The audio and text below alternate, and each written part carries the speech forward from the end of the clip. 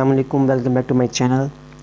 Today we'll be exploring what is servo motor and where it is used and how we can use it with the Arduino.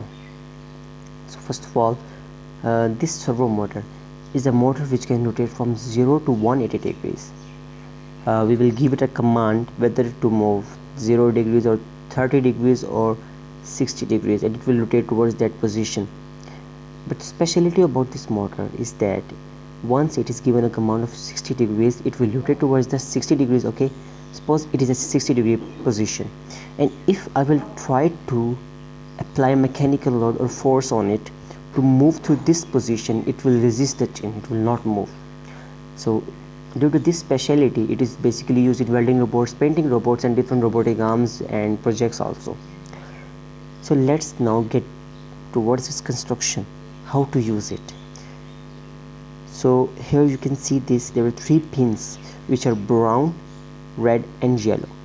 The brown and red pin are ground and 5 volt respectively, while the yellow pin is the pin which is given the signal to move.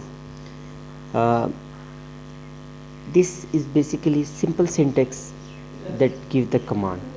So let's get and start coding it. Here we have our code.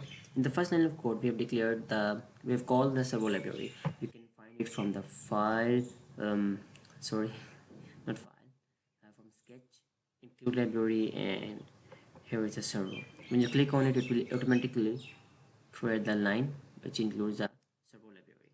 In the second line, we have declared a servo object. This servo object is basically M1, M2, M3, anything else like H, like your name. You can call it by your name. It's totally your choice. And the third line is just previous code of line. Let's erase it. So in the white loop, we want to declare that which pin I've attached my servo. If you remember, then I've told you the yellow pin basically tells us about the signal which we connect to the Arduino, a digital pin of the Arduino.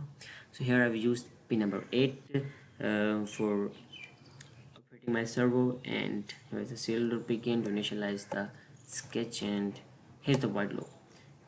And it's very important command, the dot write command.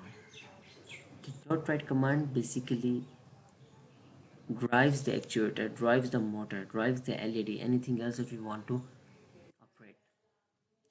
Here I write m dot write, which means that m is my servo object. It tells us the interpreter that drive the m object at 0 degrees. So let me show you how it works.